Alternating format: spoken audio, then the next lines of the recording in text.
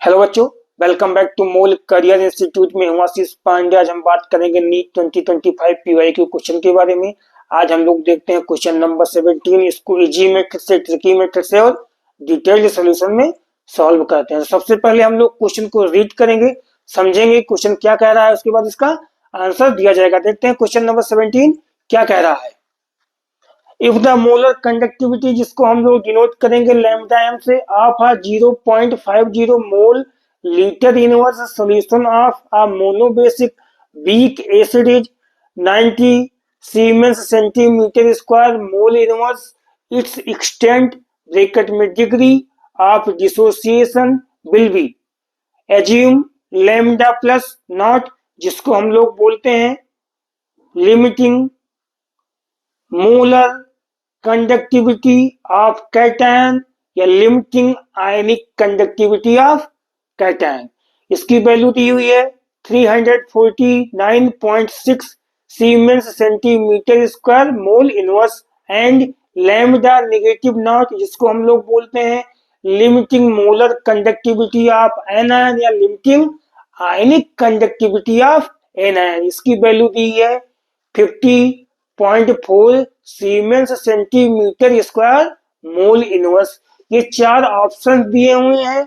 हम लोगों को क्वेश्चन सॉल्व करने के बाद कौन सा ऑप्शन करेक्ट है इसको चूज करना है। तो सबसे पहले हम लोग क्वेश्चन सॉल्व करने में देखेंगे क्वेश्चन में पूछा क्या जा रहा है। इस क्वेश्चन में पूछा जा रहा है डिग्री ऑफ डिसोसिएशन। उसके बाद सोचेंगे कि इसमें डिग्री ऑफ डिसोसिएशन का फार्मूला क्या होगा, कौन सा फार्मूला अप्लाई करेंगे। ठीक है, उसके बाद क्या देखेंगे कि कौन कौन सी वैल्यू इसमें दी हुई है और उसको सॉल्व कर लिया जाएगा।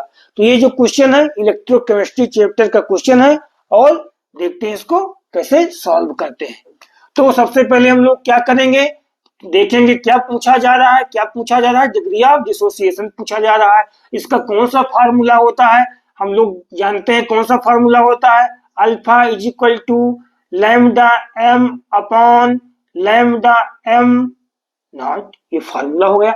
अल्फा यहाँ पे क्या हो गया, अल्फा जो है डिग्री ऑफ डिसोसिएशन, अल्फा क्या होगा, डिग्री ऑफ डिसोसिएशन हो गया। लैम्डा एम क्या हो गया, यहाँ पे मोलर कंडक्टिविटी हो गया, मोलर कंडक्टिविटी हो गया। Lambda m molar conductivity. Lambda m naught क्या हो गया, लिमिटिंग लिमिटिंग मोलर कंडक्टिविटी, यानी क्या होगा, limiting molar conductivity lambda m not. अब हम देखेंगे कौन कौन सी वैल्यू दी हुई है। यानी मोलर कंडक्टिविटी की वैल्यू यहाँ पे दी हुई है 90 siemens centimetre square mole inverse.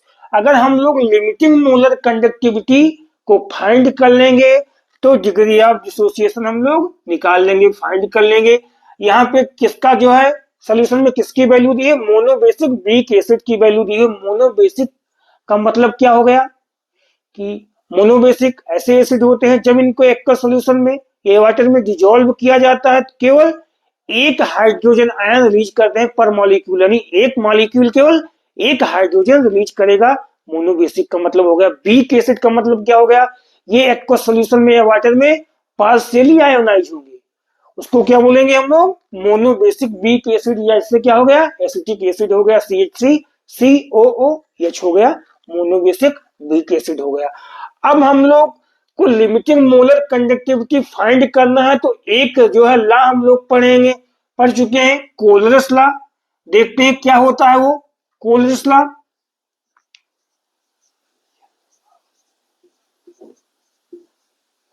कोलरस law, ये लॉ क्या कहता है, देखते हैं लॉ क्या कहता है। Sum of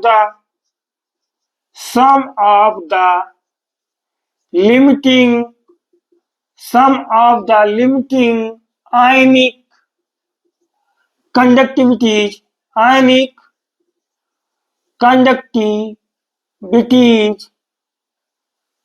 of cation and anion of the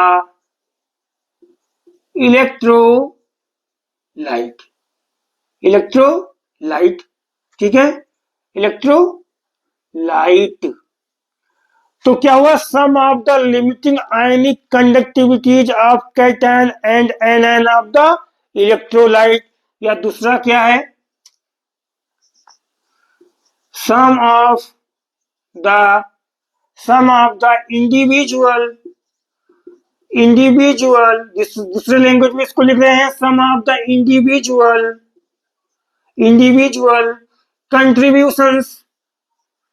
contributions of cation and anion.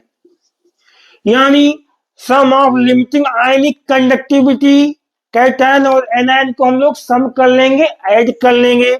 यानी sum of the individual contributions of cation and anion, जो कैटायन और एनायन का इंडिविजुअल जो है कंट्रीब्यूशन होगा उसको हम लोग ऐड कर लेंगे। ये कोलरस लॉ कहता है। और हम लोग क्या फाइंड कर लेंगे, लिमिटिंग मोलर कंडक्टिविटी फाइंड कर लेंगे।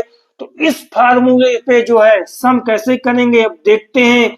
लैम्डा, यहाँ पे लिमिटिंग मोलर कंडक्टिविटी हमको निकालना है।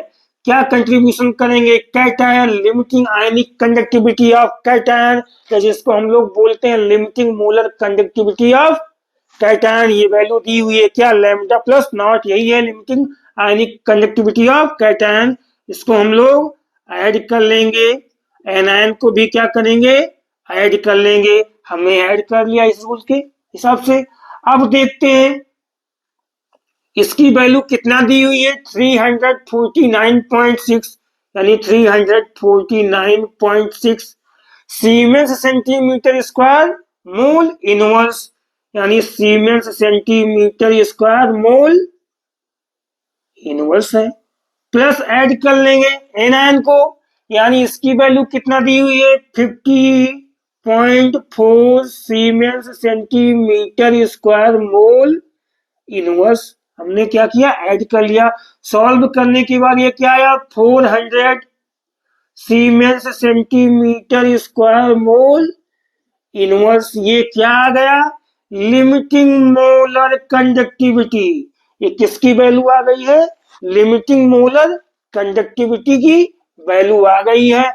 अब हम लोग डिग्री ऑफ डिसोसिएशन के फार्मूले पे इस लिमिटिंग मोलर कंडक्टिविटी को अप्लाई कर देंगे। यानी alpha is equal to lambda m, यहाँ पे जो है क्या दी हुई है, लैम्डा एम कितना दिया हुआ, मोलर कंडक्टिविटी 90 दिया हुआ है, यानी लैम्डा एम कितना दिया हुआ, 90। यहाँ पे लिखेंगे 90 siemens centimetre square mole inverse upon limiting molar conductivity कितना हम लोग सॉल्व किए हैं, 400 siemens centimetre square mole inverse.